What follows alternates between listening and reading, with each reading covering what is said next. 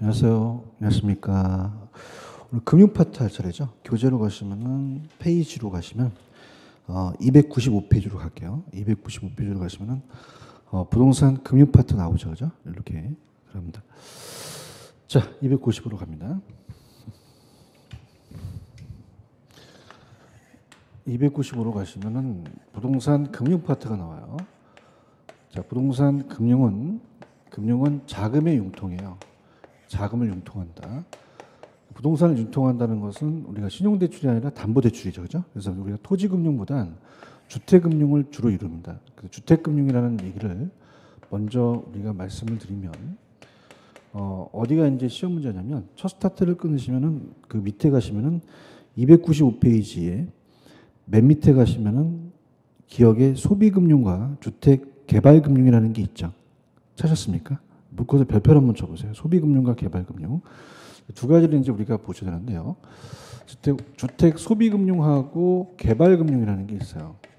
소비금융하고 주택 개발금융 두 가지를 가지고 이제 우리가 스타트를 끊겠는데요.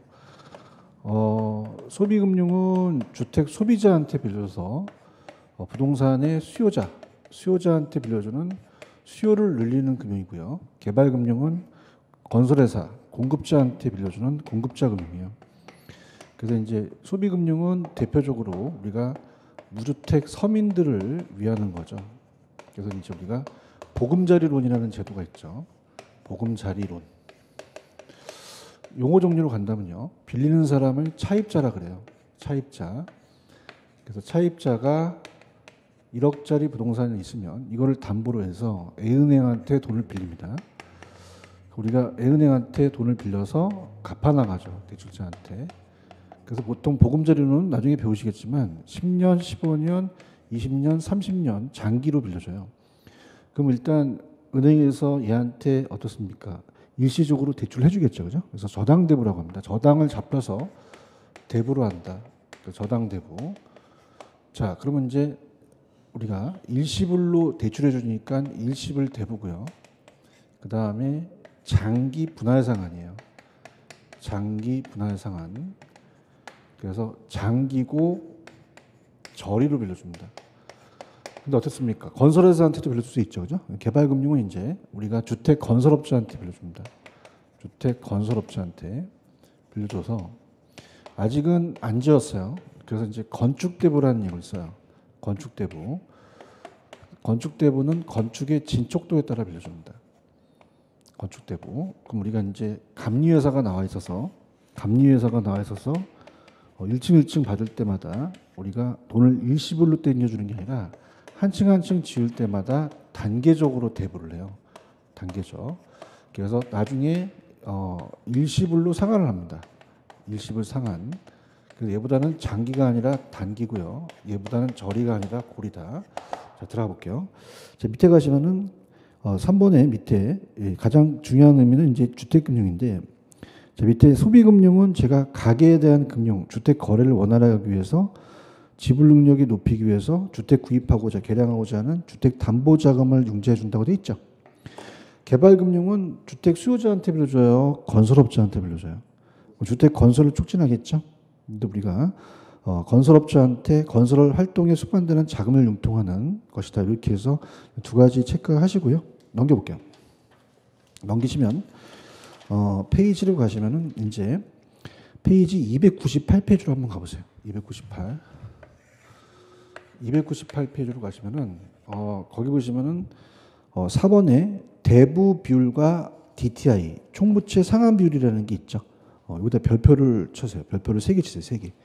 우리가 시험 문제가 계산 문제가 뜹니다. 계산 문제. 그래서 저번 시간에 이제 제가 LTV라는 게 있었고, 그 다음에 이제 DTI가 있다. 그래서 얘가 이제 계산 문제가 나오기 때문에 시험 문제가 계산 문제가 나와요. 그래서 이제 계산 문제는 나중에 제가 일단 1, 2월, 3, 4월 달에 가서 좀 자세히 또 해드릴 거고요. 일단은 LTV와 DTI는 대출 금액에 대해서 최대 대출 금액을 구하라. 시험 문제 나올 수가 있습니다. 그래서 이렇게 이제 우리가 대출 금액을 구하라 이게 나올 수가 있는데, 이게 이제 조금 어렵기 때문에 좀 시간이 되면 제가 계산 문제를 한번 연결을 시켜 볼게요. 지금 LTV라고 되어 있나요? 찾았습니까? LTV. LTV는 실무에 있으신 분은 뭐 LTV와 DTI라는 얘기를 많이 들어보셨을 거예요. 그죠? 그래서 LTV는 론투밸류로서 담보 인정 비율을 얘기합니다. 담보 인정 비율. 그래서 우리가 론투밸류. 그래서 부동산의 가치에 대해서 그래서 LTV는 이제 좀 야매로 2는 나눈다르기 때문에 L을 V로 나눈다 이렇게 볼게요. 그죠? 그럼 LTV가 만약에 50%다. 그럼 부동산 가치가 1억이다. 그럼 이걸 곱하게 되면 어떻게 됩니까? 5천만 원을 빌려주겠죠. 그죠? 그래서 5천만 원. 최대 대출 금액을 구하는 거예요. 그래서 거기 보시면은 LTV 가볼게요. 부동산 대출금 산정에 적용된다고 되어 있나요? 대부 비율은 부동산 가격에 대한 대출금의 크기이기 때문에 주택담보대출의 취급한도가 주택 가격에다가 대부 비율을 곱하면은 대출액이 나와요. 그죠? 밑에 가시면 총부채 상환 비율, DTI라는 게 있나요? DTI. DTI는 뭐냐면, 자, 이게 부동산 가치에 대해서 돈을 빌려주게 되면, DTI는 총부채 상환 비율이에요.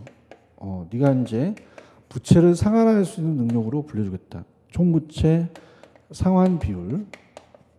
그래서, 우리가 이제, 아까 얘가 L을 V로 나눈다면, 이건 조금 어떻게 돼요? D를 I로 나눈다 이렇게 하겠죠. 그죠? 그러니까 I가 연소득이에요. 연소득에서 DTI는 총부채 상환 비율이 만약에 40%다. 그러면 우리가 1억 중에서 0.4를 곱하면 이 대비 시 원리금이라는 얘기 들어보셨죠? 그죠? 그래서 원리금 균등 상환액을 얘기를 해요. 원리금. 그래서 얘가 만약에 4천만 원이다. 4천만 원을 네가 갚을 수 있는 능력을 빌려준다는 얘기인데, 자, 우리가 원리금 균등액은 대출 금액, 자, 융자액 곱하기 저상상수를 나눠요. 곱합니다. 그럼 어떻습니까? 얘를 지금 구한다는 것은 저당상수로 나눠도 되겠죠. 그죠? 그럼 저당상수가 저상이 만약에 0.1이면 공환화부지가 4억이 되겠죠. 그죠? 이렇게 빌려주는 거예요. 그죠? 이 둘 중에서 작은 거 선택해요. 작은 금액. 자, 그럼 가볼게요. 자, DTI는 어떻게 됩니까? 대출금 산정에 적용되는 DTI, 총부채 상환 비율은 차입자의 연소득에 대해서 대출금의 연간 원리금 기타 부채를 나타낸다고 돼 있죠. 오른쪽 보시면 어떻게 됩니까? 우리가 연소득이 밑에 있고 당의 대출금의 연간 원리금이 있고 기타 부채액이라는 단어가 있나요? 찾으셨습니까? 자, 만약에 기타 부채가 있어요. 일로 와보세요. 얘가요. 만약에 기타로 내는 이자가 있으면은 1,000만 원이 있다.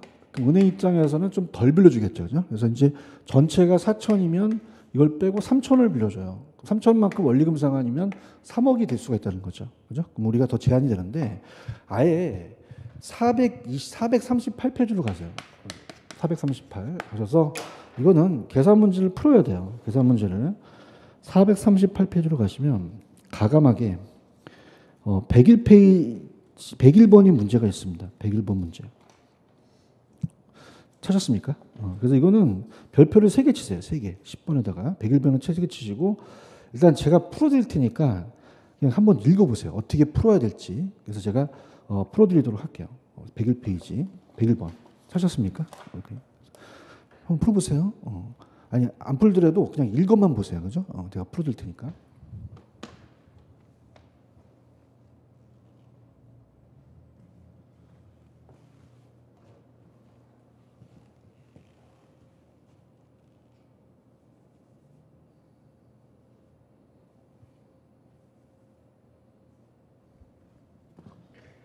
자, 갑니다. A씨는 이미 은행에서 대출 담보로 얼마를 받았죠? 7천만 원을 받았으면 나중에 대출액이 나오면 7천만 원을 빼줘야 돼요. 그죠? 그럼 도와드릴게요. 거기 보시면은 박스 보시면 LTV가 50%라고 돼 있죠. 대답 좀 해주세요. 그러면 담보 가격을 찾아보세요. 담보 가격을 찾아보시면 거기에 시장 가치가 5억이라고 돼 있죠. 그럼 5억에서 반을 빌려준다는 거예요. 그럼 5억의 반은 얼마예요? 2억 5천이죠. 그죠? 이거 아시겠어요? 2억 5천. 담보 가치는 2억 5천 빌려주겠다는 거죠. 근데 이 둘 중에서 작은 금액을 선택해야 돼요. 그죠? 그러면 우리가 DTI가 몇 퍼센트인지 찾아보세요. DTI. 40%인가요? 그 다음에 연소득을 한번 찾아보세요. 연소득. 6천인가요? 그죠? 그리고 절 보세요. 절. 6천만 원에서 40%는 6, 4, 24, 2,400만 원만큼 네가 원리금을 상환할 수 있는 돈을 빌려주겠다는 거거든요. 아까 제가 저당상수로 나누라 그랬죠. 저당상수가 몇 점 몇이에요? 그럼 0.1이니까 공 하나 더 붙죠. 그럼 2억 4천만 원이 된다는 거예요. 그럼 2억 4천과 2억 5천 중에서 어떤 게 적은 금액이에요? 2억 4천이죠. 그런가요? 그럼 2억 4천 빌려주겠다는 얘기죠. 근데 이미 대출이 얼마 있었어요? 그러면 2억 4천에서 7천을 빼야 되죠. 그렇죠? 그럼 얼마 대출한다? 1억 7천만 원을 대출해야겠다는 거죠. 아시겠습니까? 그래서 동영상 들으신 분도 이거 별표 3개 치시고 계속 연습하세요. 아시겠죠? 무슨 말씀인지 아시겠어? 그러면 잘 눌러보세요. 만약에 얘가 아까 기타 이자가 만약에 1,000만 원이 나가는 게 있으면 여기서 빼줍니다. 그죠? 그럼 만약 빼주게 되면은 1,400만 원이니까 1억 4천밖에 못 빌리거든요. 그럼 기타 이자가 있으면 더 제한이 된다는 얘기예요. 아시겠죠? 그래서 반드시 주잖아요. 100% 나와. 그죠? 별표 몇 개 쳤어요? 3개 쳤어요? 무조건 이거 나와. 내가 찍어줄게. 저녁 반모습으로. 아시겠지? 그죠? 탁탁 내가 하라는 것만 해. 하라는 것만. 아셨어요? 그래서 이제 우리가 스타트. 그래서 첫 번째 LTV하고 DTI 나와. 이 둘 중에서 아까 큰 금액이다, 적은 금액이다, 적은 금액. 그래서 최대 대출 금액, 대출 가능 금액이 떠요. 무슨 얘기인지 아시겠죠, 그죠? 그다음에 여러분들 고정금리가 있으면 변동금리가 있겠죠. 대답해 보세요. 대출해 보시죠, 그죠? 고정금리와 변동금리를 이제 내가 가르치는 거야. 어디로 가냐면 페이지로 가셔서 넘겨보세요. 고정금리와 변동금리를 배워보자. 어디냐? 300페이지. 300페이지 가시면 300페이지 가시기 전에 박스 하나가 있을 거예요. 박스 찾으셨어요? 위에 박스에다 별표. 자, 아까 요 저당대부가 소비금융이라고 말씀드렸죠. 그 박스 300페이지 박스 찾으셨나? 또 한번 쳐볼게. 얘는 그냥이야 장기절이야. 그냥이야 일시불 융자야. 분할상환이죠. 지금 보고 있어요? 그 다음에 아까 건축대부라는 자체는 그냥이야 개발금융이야. 그건 장기야 단기고리야. 단기고리고 단계적으로 융자해주죠. 그 다음에 일시불 상환. 어머 여기 있네. 찾으셨어? 이거 박스 하면 지금 별표 쳐. 이것도 나와요. 나오고. 그 다음 밑에 보시면 고정이자와 변동이자라는 게 있어? 찾으셨나요? 여쭤볼게요. 고정이자는 바뀌어요? 안 바뀌어요? 변동은요? 다 하네? 배울 게 없네. 그죠? 고정금리와 변동금리를 낼 수가 있다는 얘기예요. 이해하셨습니까? 근데 이제 이게 조금 용어 정리가 들어가는데, 자, 들어볼게요. 자, 고정금리와 변동금리를 가지고 우리가 이제 공부를 한번 해봅니다. 고정금리와 변동금리. 들어볼게요. 고정금리와 변동금리입니다.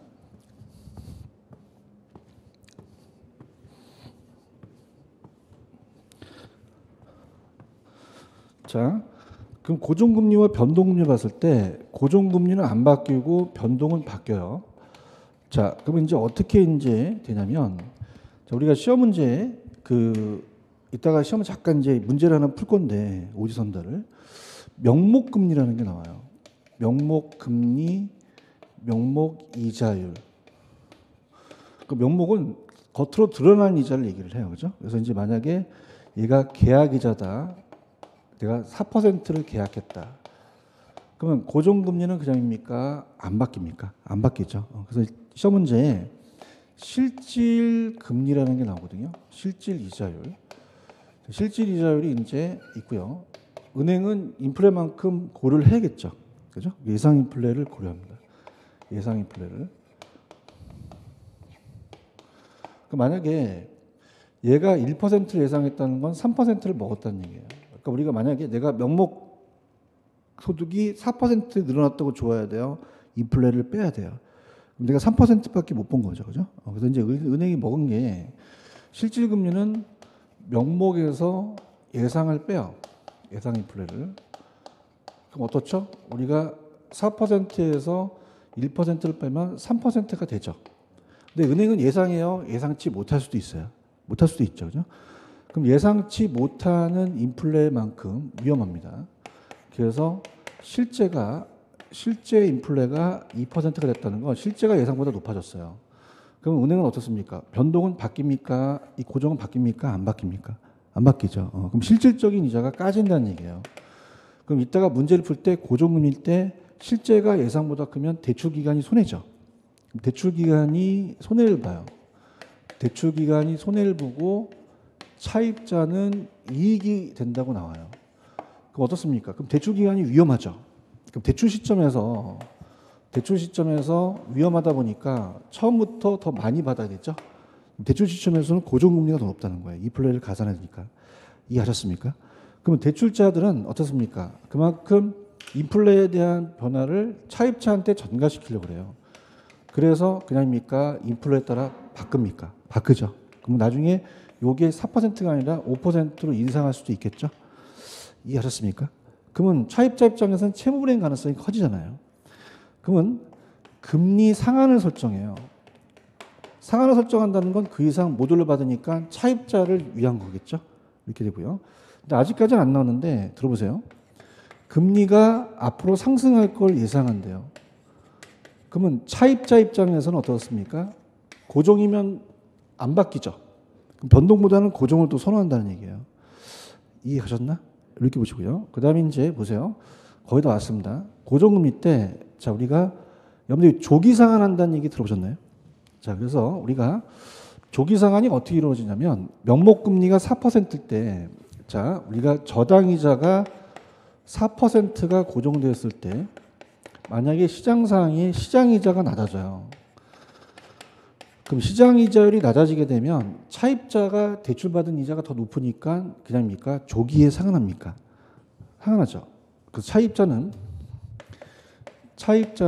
조기 상환을 하는 걸 유인한다는 거죠.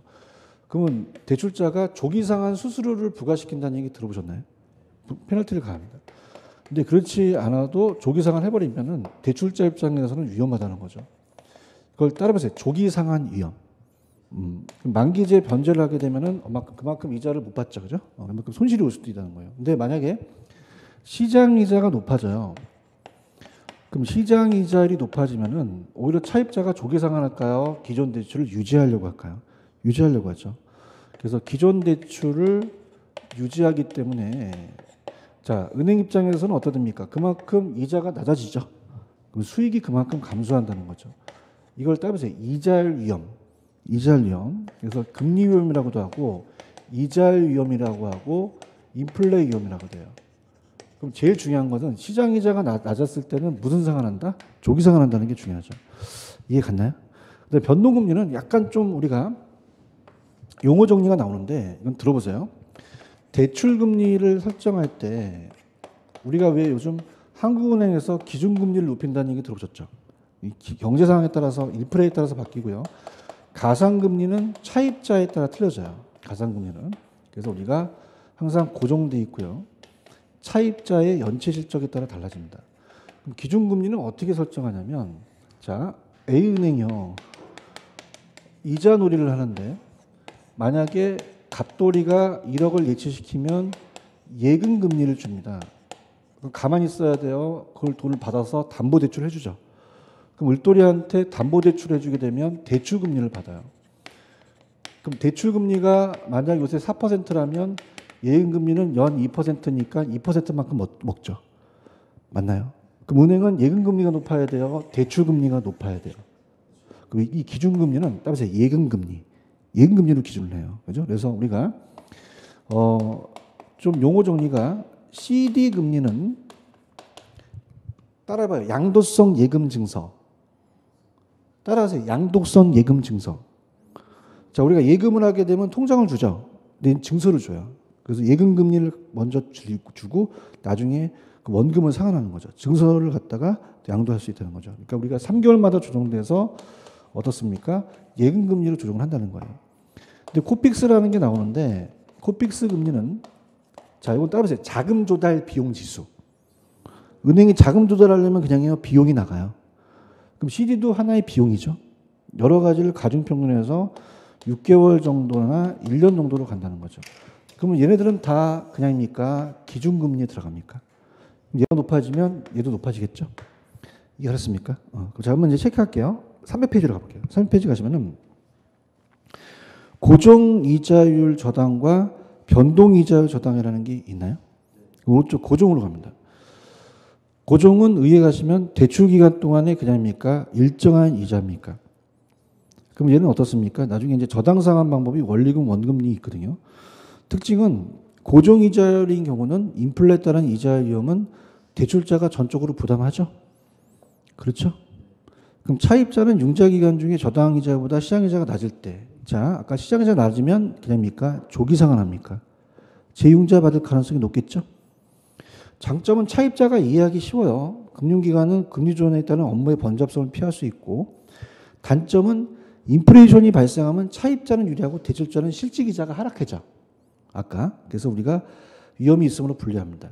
또한 대출자 입장에는 시장이자가 하락하면 무슨 상환한다고요? 조기상환. 자, 그럼 변동으로 갑니다. 변동은 대출 기간 동안에 인플레이션이 발생하면 인플레 감원지수에 따라서 이자율이 바뀌죠. 그래서 기준금리와 가상금리인데 제가 바뀌는 건 기준이 바뀐다고 얘기했나요? 얘기해 보세요. 거기 보시면 따보세요. 양도성 예금 증서. 지금 CD 있어요? 그 3개월마다 조정돼요. 몇 개월마다 조정된다? 그래서 3개월마다 단기 자금을 조달하기 위해서 어음 증서가 만기가 되면 은행은 예금 증서 소지한테 액면 금액을 지급합니다. 이자를 줬다가. 그다음에 코픽스는 따라해봐요. 자금 조달 비용 지수. 얘는 6개월에서 1년이라고 말씀드렸죠? 그렇죠? 자, 코픽스가 CD보다 영어가 더 길죠? 그래서 더 길어요. 6년에서 1년. 그래서 예금 은행의 자금 조달 비용을 가중평균에서 구하는 겁니다. 그래서 기준금리를 설정하는 거예요. 이해 가셨나? 그래서 나도 담보대출에서 많이 봤는데 코픽스가 많아요. 요즘은. 뭐가 많다? 코픽스. 그래서 우리가 기준금리를 활용해서 금리가 상승하면 조정주기가 짧을수록 에다 똥을 쳐보세요. 자, 은행은 조정주기가 짧을수록 유리해요. 빨리 대출자 금리 위험을 작죠. 빨리빨리 전가시키니까. 가상금리는 차입자에 따라 달라져요. 그래서 항상 차입자에 고정돼 있고 바뀌는 건 기준입니다. 특징 별표. 그럼 일반적으로 만기가 동일할 경우 변동금리로 차입하는 것이 고정금리 차입보다 이자가 낮다고 돼 있나요? 내가 아까 시초에 어떤 금리가 높다 그랬지? 고정이 더 높아요. 그렇죠? 자, 마음 편안하게 가져보세요. 날 봐요. 고정은 바뀌어요? 안 바뀌어요? 은행이 위험하죠. 그럼 처음부터 그냥입니까? 많이 받아놔야 됩니까? 받아놔야죠. 그래서 변동이 더 낮다는 얘기죠. 차입자를 전가시키니까. 그 이유는 변동금리는 차입자가 앞으로 발생하는 금리 위험을 부담하기 때문에 변동이 낮고요. 그 다음에 넘기시면은 변동금리에 있어서 이자율 조정기 운하는 일반적으로 아까 3개월이 CD고 6개월에서 1년이 코픽스였죠. 기준금리 변동금리 사용합니다. 별표. 이자율 조정기가 짧을수록 아까 어떻게 돼요? 차입자한테 신속하게 전가시키죠. 대출자에게 유리하다는 겁니다. 이해하셨습니까? 그 다음에 종류는 다 지우세요. 안 나옵니다. 다 지워버리세요. 가변이자, 조정이자, 재협정 다 지우세요. 안 나와요. 지우시고 그 다음에 밑에 장단점 있나요? 대출자는 인플레 발생 시 이자 변동분을 차입자한테 전감으로써 인플레 위험을 방지할 수 있다고 나오나요? 찾았습니까? 그럼 차입자가 이해하기가 좀 어렵죠. CD와 이게 영어잖아 또. 대출자의 경우는 미래의 시장 조건을 예측하여 이자를 결정하기가 용이하지 않겠죠. 체크하셨죠? 그다음에 가격 수준 조정 조당 지우세요. 안 나옵니다. 안 나오고 오른쪽 대표제 문제 있죠. 찾았습니까? 그 대표제 문제에다 별표 3개 치세요. 이 고정금리와 변동금리를 제일 잘 나타내는 문제입니다. 한번 1분 동안 풀고 제가 설명을 할게요. 스타트 풀어보세요.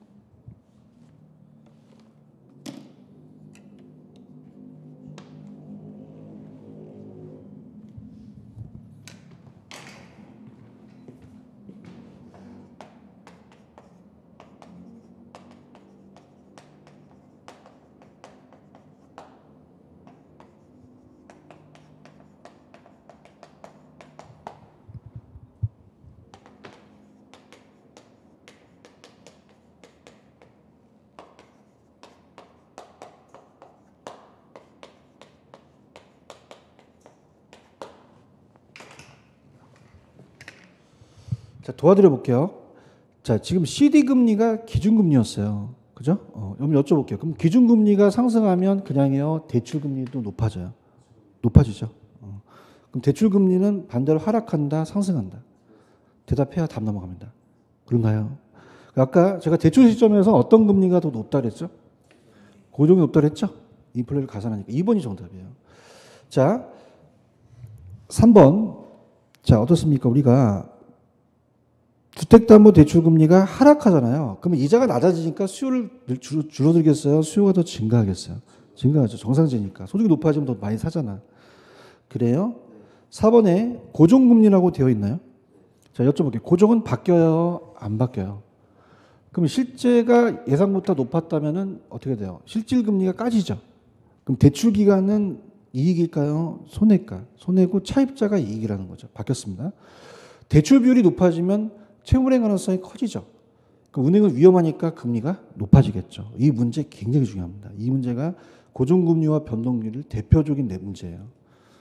이해 가셨습니까? 그래서 우리가 잠깐 이제 좀 넘겨오겠는데 앞쪽으로 가시면은 299페이지로 가보세요. 299페이지로 가시면 저당 위험이라는 단어가 있죠. 5번을 찾으셨습니까? 별표처럼 치면 은행 위험이라고 적어요. 은행 위험. 저당이 저분이시고 은행이세요. 그죠? 차입자 위험이야, 은행 위험이야. 대출자 위험이죠. 여러분들 차입자가 돈을 못 갚을 수도 있죠. 그냥요 채무불이행이에요. 그래서 제대로 갚지 못하는 게 채무불이행이에요. 보고 계셔요? 그럼 채무불이행률을 감소시키기 위해서는 저당 대부 시 아까 대부 비율 기억하시죠? 그죠? 총부채 상환 비율을 더 우리가 적절한 걸 요구하겠죠. 은행은 이 비율을 좀 낮춰줘야 돼요. 너무 높이면 돈을 못 갚죠. 그런가요? 조기 상환과 이자 위험이 있어요? 자, 칠판 보세요. 조기 상환은 시장 이자가 높을 때였어요? 낮을 때였어요? 낮을 때죠. 대답해봐요. 그럼 이는 시장 이자가 저당 이자보다 높을 때, 낮을 때. 낮을 때 조기 상환 위험이 생긴다는 거죠. 그런가요? 차입자가 그냥입니까? 만기 전에 변제를 합니까? 그럼 은행이 이자가 들어와요? 안 들어와요? 안 들어오고 다른 놈한테 갈아타려니까 더 이자가 더 낮아졌으니까 어떻습니까? 손해를 보죠. 조기 상환 위험이 가장 위험한 위험이에요. 이자 위험은 어떻죠? 아까 예상치 못한 인플레가 대출자 금리 위험을 발생시키셔서 어떻습니까? 고정률 때 이자 위험이 더 발생할 수 있죠. 그래서 아까 시장 이자가 높게 되면 어떻게 돼요? 대출 그냥 유지하려고 그래요. 그럼 그만큼 이자가 얘가 적어지니까 이자 위험이 생길 수가 있다는 얘기죠. 이해 가셨습니까? 유동성 위험은 아직 하지 마세요. 자, 그러면 아까 다시 가셔서 페이지 303페이지에 가시면 저당의 상환 방법이라는 게 있나? 303페이지 저당 상환 방법 있어요? 이거 99% 나옵니다. 별표 3개 치세요. 3개. 여러분들 몇 년 거치 몇 년 상환이라는 얘기 들어보셨어요? 안 들어보셨어요? 들어봤어야 할 텐데. 그럼 거치 기간 동안에 그냥요 이자만 내요. 남아있는 거 상환을 하죠. 그죠? 그래서 이제 우리가 상환 방식이에요. 그래서 우리가 시험 문제가 저당 상환 방식 아니면 대출 상환 방식 대출할 때 상환하는 방식이 있어요. 자, 그럼 어떻습니까? 갈게요. 만약에 10년 동안 기간을 잡았을 때 자, 거치 기간이라는 얘기 들어보셨죠? 그죠? 그럼 거치 기간이 3년 거치라고 한다면 거치 기간이 있다면 이 거치 기간 동안은 이자만 납부합니다. 뭐만 납부한다? 그럼 거치 기간이 끝나면 그냥이 돼요. 원금 이자를 다 내야 돼요. 내야 되죠. 그래서 우리가 그럼 어떻습니까?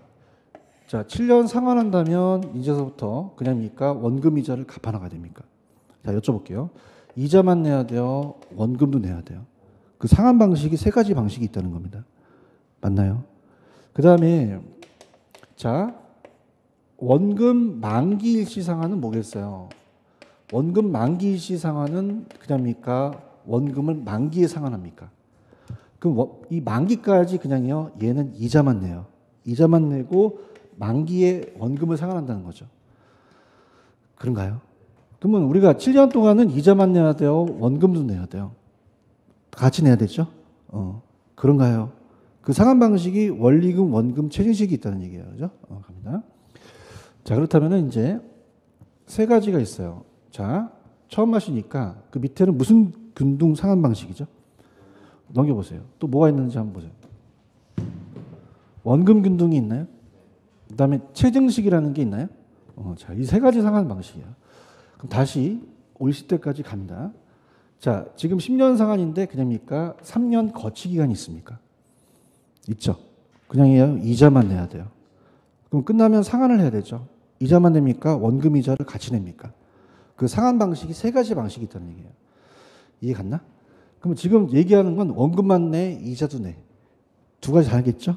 그래서 우리가 만약에 자, 융자액이 만약에 1,000만 원이다 라고 하고요. 융자 기간이 10년이에요. 10년이고 자, 고정금리를 거의 가요. 고정금리. 그래서 만약에 이자율이 연 10%다. 그럼 그냥입니까? 조건은 같습니까? 같은데 상환하는 방식이 다르다는 얘기예요. 이해 가셨어요? 그래서 우리가 원금 균등과 원리금 균등이 잘 나오기 때문에 자, 들어보시면요. 자, 갑니다. 자, 여러분들이 긴장을 푸시고 원금 균등 상환 방식은 말 그대로 그냥입니까? 원금이 균등합니까? 원금이 균등하죠. 그럼 원금이 균등하다는 것은 글씨에 나와 있기 때문에 다 아는 내용이라는 얘기예요. 그럼 이걸 물어보는 게 아니라 자, 보세요. 자, 이자율은 상환된 금액에 적용시켜요? 남아있는 금액에 적용시켜요? 그럼 남아있는 금액이 점점 줄죠. 그럼 이자가 점점 준다는 얘기죠. 이자가 감소한다는 걸 시험문제 냅니다. 감소한다는 걸 내고 그럼 어떻습니까? 전체에 대한 원리금이 처음에 많고 점점 줄죠. 최증식이겠어요? 최감식이겠어요? 최감식이죠. 자, 갑니다. 긴장을 푸세요. 보세요. 원금 균등. 뭐가 균등하죠? 그냥요. 글씨에 나와 있어요. 나와 있죠. 아따, 좀 같이 갑시다. 원금 균등은 그냥요. 원금이 균등해. 나만 알아, 다 알아. 다 알죠. 그걸 물어본 게 아니라 이자와 원리금을 물어본 거예요. 이해하셨습니까? 근데 이제 원리금 균등은 어떻죠? 말 그대로 원리금 균등은 원금이 균등하다는 거예요. 원리금이 균등하다는 거죠. 글씨 적혀져 있죠. 그죠? 그럼 우리가 원리금이 균등하다는 건 글씨에 나와 있죠. 그걸 물어보는 게 아니라 거기에 차지하는 원금과 이자를 물어봐요. 자, 그럼 생각해 보세요. 얘나 상환된 금액이 있으니까 남아있는 금액이 점점 줄죠. 그럼 가면 갈수록 이자가 주는 건 똑같다는 얘기예요. 그죠? 그런가요? 근데 어떻습니까? 이거는 원금을 내포하겠죠.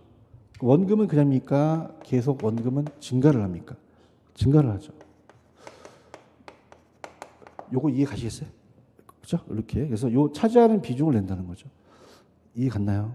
그 다음에 아까 우리가 동영상을 들으시면은 융자액에다가 이거는 저당상수라는 합해시장 가치 계수를 곱해줘요. 그래서 만약에 얘가 1,000만 원이면 자 0.13 떨어지게 이제 130만 원씩이다라고 한다면요. 얘와 얘가 계산 방식이 반드시 뜹니다. 그죠? 그럼 할게요. 자, 지금 1,000만 원에서 10년을 상환하니까 매년 100만 원씩 원금이 상환되겠죠. 그런가요? 근데 만약에 월이다 그러면 12개월로 나눠줘야겠죠. 자, 그러면은 원금 균등으로 봤을 때 매년으로 봤을 때 자, 원금이 100만 원씩 상환이 돼요. 그죠? 첫 번째. 그러면서 그냥입니까? 이제 이자는 처음에는 이자를 안 갚았으니까 처음도 1,000만 원이 10%니까 100만 원이 되죠. 그럼 첫 해에 원리금이 제일 높다는 거죠. 원리금이 200만 원이나 상환을 해야 됩니다. 그죠? 만 원을 빼고요. 근데 중요한 것은 두 번째 가서 그냥입니까? 100만 원이 상환이 됩니까? 그럼 남아있는 게 1000에서 100을 빼면 900이 남는 거예요. 그럼 어떻습니까? 100만 원에다 90만 원, 190만 원을 낸다는 거 이해 가셨습니까? 그죠? 그러면 이제 두 번째는 200이 상환됐죠. 그럼 100만 원에서 200이 상환됐으니까 1000만에서 200 빼면 800이니까 80만 원이 되죠. 그렇죠? 그러면 우리가 맨 마지막은 100만 원이 남으니까 10%가 10만 원이 돼서 110만 원이 된다는 거죠. 근데 이게 중요한 게 시험 문제가 구회차를 구하라고 했어요. 그러면 어떻게 구하냐 보세요. 9회차까지 나왔다는 것은 지금 그냥이요. 원금이 균등해요. 그러면 9번까지 보면 8번까지 끊으세요. 그죠? 그럼 100만 원씩 몇 번 상환됐죠? 8천이 상환됐죠. 대답해 봐요. 그럼 8천이니까 그냥입니까? 2천이 남았습니까? 그죠? 그럼 2천의 10%는 20, 자, 어떻습니까? 우리가 지금 1,000만 원에서 잡을게요. 천만 원에서 지금 800만 원이 상환됐죠. 남아있는 건 그냥요 200만 원이 남았어요. 그럼 10%니까 20만 원을 구할 수 있죠. 그런가요? 그럼 우리가 120만 원이 된다는 구회차가 나왔다는 거죠. 그럼 나올 수 있다는 건 그냥입니까? 원금이 균등하기 때문입니까? 균등하기 때문이죠. 맞나요? 그럼 최증식이에요? 최감식이에요? 최감식이죠. 근데 이게 조금 어려운데 들어보세요. 얘는 130만 원씩 원리금이라는 것은 이해 가시겠죠? 그러면 첫 해 보세요. 우리가 원리금은 원금과 이자를 더하니까 여기서 첫 해는 아직 상환을 안 했으니까 이자가 100만 원이 되겠죠? 그럼 100만 원이 되니까 남아있는 원금은 30만 원이 되겠죠? 그렇죠? 근데 이제 뭐가 나왔냐면 얘는 어려운 게 두 번째 원금을 구하기가 어려워요. 자, 들어보세요. 자, 30만 원이 상환됐으니까 1000만 원에서 30만 원 빼면 970만 원이 남죠. 10%는 97만 원이니까 자, 이게 33만 원이 되거든요. 이해하셨습니까? 그럼 자, 어떻게 하냐면 자, 야매로 가는데 지금 10%라고 했죠. 그럼 제가 연구실에서 1에다가 0.1이니까 1.1을 곱해주면 돼요. 그죠? 그럼 계속 1.1씩 곱하게 되면 일정액이 나오겠죠. 맞나요? 그렇게 좀 보세요. 그죠? 나중에 좀 해드리려고 하고. 그러면 이자가 점점, 이자는 그냥입니까? 이자는 감소합니까? 원금은 점점 늘어나겠죠? 이해하셨습니까? 이렇게 가십니다. 그 다음에 이제 최증식이라는 게 있는데, 최증식은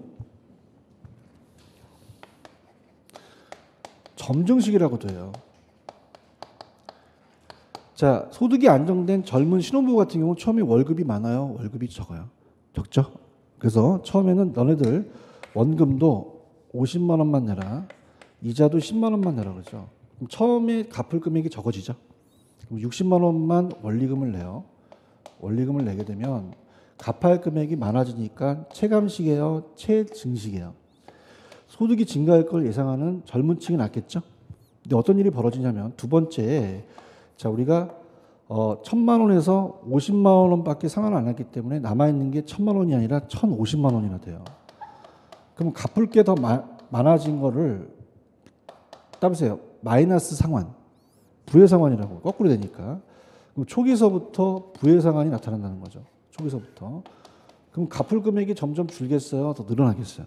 늘어나죠. 그래서 보유예정 기간이 길면 채무량이 가능히 커지니까 보유예정이 짧은 사람이 좋습니다. 그러면 우리 볼게요. 얘는 60만 원 냈고 얘는 200만 원 냈고 얘는 지금 130만 원 냈죠. 그럼 제가 갑니다. 시험 문제에 원리금에 대한 계산이 나왔어요. 그래서 초기하고 후기를 봤을 때 누가 제일 세냐 이렇게 본다면 자, 여러분들이 시험장 가셔서 원리금 균등부터 그세요. 무슨 균등부터 가라? 원리금. 자, 원리금 균등은 말 그대로 그냥입니까? 원리금이 균등합니까? 그러면 처음도 130이지만 나중에도 130이죠? 그 다음에 최증식을 그세요. 그럼 최증식은 점점 늘어난다는 얘기죠. 최증식은. 최증식은 초기에는 적죠. 그 다음에 원금을 그세요. 원금. 그럼 원금 균등은 원금 균등 상환 방식이 처음에 차입자 입장에서는 적습니까? 제일 많습니까? 많고 원리금이고 최증식이라는 거죠. 그런가요? 반대는 어떻습니까? 최증식이 많고 원리금, 원금이 되겠죠. 근데 보세요. 차입자 입장하고 대출자 입장이 같을까요? 다를까요? 차입자는 부담이 세죠. 대출자는 원금 균등이 빨리 원금을 회수할 수 있죠. 회수 위험을 줄일 수 있다는 겁니다. 이해하셨습니까? 그 다음에 잔금으로 본다면 잔금이 좀 어렵게 나왔는데 그래프가 잔금이 초기서부터 후기가 있어요. 후기가 있다면 자, 우리가 지금 원금 균등은 그냥입니까? 원금이 균등합니까? 균등하죠. 균등하기 때문에 일정씩 떨어집니다. 이렇게. 그래서 원금이 균등하기 때문에 이게 딱 직선적으로 끊어져요. 근데 원리금 균등은 처음에 원금을 많이 갚았어요? 적게 갚았어요? 그럼 어떻습니까? 처음에 잔액이 조금밖에 안 줄죠. 그 다음에 나중에 확 줄어드는 거죠. 그 다음에 원금, 자, 우리가 어떻습니까? 이게 노란색을 표현할게요. 이게 원리금이고요. 원리금이고, 그 다음에 최증식은 더 심하겠죠. 이렇게. 자, 그러면 우리가 중도상환을 할 때, 자, 일로 갑니다. 처음에 누가 많이 부담을 하죠? 그 다음에요. 원리금. 그 다음에 최증식이죠. 그럼 남아있는 잔액으로 본다면 누가 제일 많이 잔액이 남겠어요? 최증식이죠. 그럼 최증식은 그냥입니까? 납부할 금액이 많아집니까? 총 이자가 크죠. 총 납부액이 크다는 얘기예요. 근데 원리금 균등 상환 방식은 중간이고요. 잔액이. 원금이 그냥입니까? 제일 잔액이 낮습니까? 낮다는 것은 납부 금액이 적다는 것은 총 납부의 이자는 적게 들어가는 거죠. 아시겠죠? 됩니다. 천천히 가볼게요. 자, 체크합니다. 자, 303페이지 가시면 원리금 균등 있나요? 303페이지 원리금 균등 찾으셨어요? 원리금 균등은 자 보세요. 원리금 균등은 자 부동산 금융이 가장 보편화되어 있고 차입자가 상환 방법으로 매기간 상환 시마다 원금과 이자를 포함해서 상환이 끝나면 완전히 상환됐죠. 그죠? 넘겨봅니다. 자, 이는 매기간 지불하는 원금과 이자의 합계 이 원리금을 저당 지불액이라고 하는데요. 아까 저당 지불액은 저당의 대부에다가 저당 상수를 곱했죠. 그럼 대출 초기에 월부고 중 그냥입니까? 이자가 많습니까? 이자가 많죠. 절 보세요. 그냥입니까? 이자가 많습니까? 그죠? 맞나요? 후기로 갈수록 원금이 더 커지죠. 그래요? 그 다음에 이 원리금은 따라보세요. 바꿔서 물어본다. 그죠? 절 보세요. 얘는 원금을 물어봐요. 뭘 물어본다? 원금. 그래서 원리금에서 이자를 빼서 원금이 나오거든요. 자, 원금 균등이 있어요? 자, 원금 균등은 자, 들어갑니다. 원금이 매월 균등하죠? 대답해 주세요. 그냥입니까? 이자가 감소합니까? 원금이 줄어들면서 이자 지불액이 매기간 조금씩 줄어들기 때문이죠. 저당 지불액 원리금도 매기간마다 조금씩 줄어든다는 거죠. 그럼 대출 초기에 갚을 금액이 월부금이 적어요? 제일 많아요? 후기로 갈수록 점차 적어지나요? 그런가요? 최증식 갑니다. 최증식은 초기에 저당 지불액 원리금이 많습니까? 제일 낮습니까? 차입자의 수입이 증감에 따라서 얘도 점차 증가한다고 돼 있죠. 그럼 초기 상환액이 크게 낮추고 소득 증가에 따라서 최증식은 주로 늙은이에요? 젊은이에요? 젊은이고 주택 보유 예정 기간이 긴 사람이에요? 짧은 사람? 짧죠. 사람이 차입자야. 길게 되면 채무령 가세가 커지거든요. 다음에 젊고 짧다. 그 다음에 초기에 원리금 지급액이 이자 지급도 미치지 못하면 저당 잔금이 오히려 1,000만 원이 아니라 1,050만 원 부의 상환이 초기서부터 나타날 수 있죠. 이해 갔나요? 자, 그러면 밑에 문제를 한번 풀어보세요. 문제를 풀어보십시오.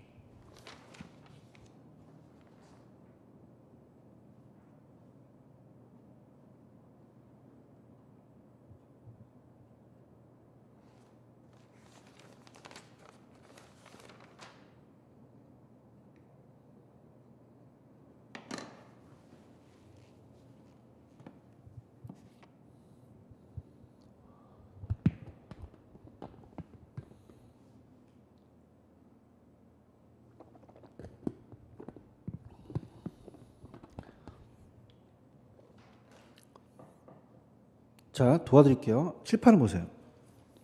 자, 원리금은 점증식에 비해 상대적으로 130이 60보다 크죠. 그렇죠? 그럼 초기에 상대적으로 초기에 자금 회수가 늦어요? 좀 빨라요?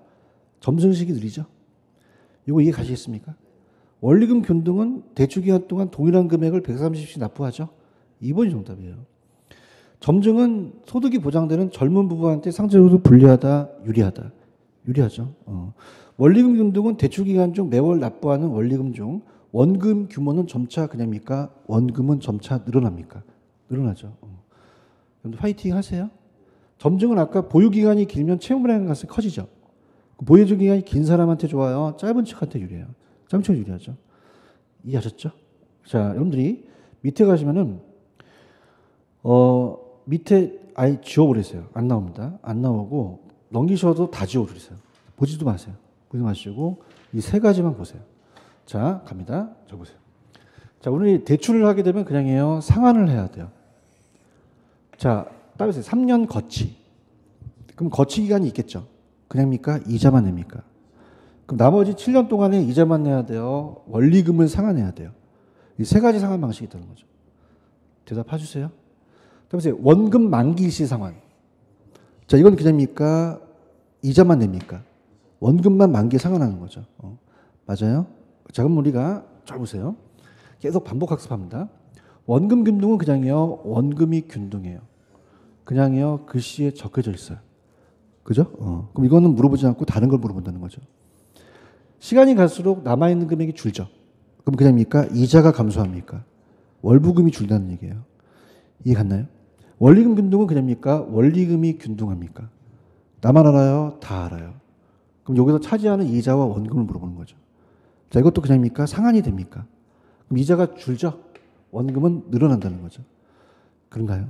자, 원금 균등은 원리금을 물어봐요. 무슨 금을 물어본다? 그럼 뭐하고 뭐를 더해야 되죠? 원금과 이자. 매년이면 10년에 100만 원, 1000만 원이니까 100만 원이지만 12개월이면 12달로 나눠야 돼요. 그런가요? 그 다음에 만약에 9회차까지 하라 그러면 그냥입니까? 8회차까지 끊습니까? 8회차까지 100만 원이 8번이죠. 그냥요 800만 원이 상환됐어요. 그럼 1000만 원에서 800은 200이 남죠. 그럼 20만 원이 되니까 얘가 바로 튀어나올 수가 있다는 거죠. 20만 원이니까 120만 원이 되겠죠. 그죠? 이건 무슨 균등이기 때문에 가능합니까? 원금이죠. 그런가요? 자, 원리금 상환 방식은 무슨 상수를 쓰죠? 저당 상수를 이용합니다. 그런가요? 자, 이런 따라보세요. 원리금은 원금을 물어봐요. 뭘 물어본다? 그럼 뭐에서 뭐를 빼야 돼요? 원금에서 이자. 야매로 아까 요거는 제가 여기다가 10%니까 1.1을 곱하는 게 빠르다 그랬죠? 그럼 이자는 줄고 원금은 늘어나죠. 최정식은 소득이 안정된 늙은 젊은 초기서부터 잔액이 더 많아지는 부의상환이 발생되죠. 예정 기간이 길면 채무행사가 커지죠. 자, 늙어야 돼요, 젊어야 돼요, 길어야 돼요, 짧아야 돼요.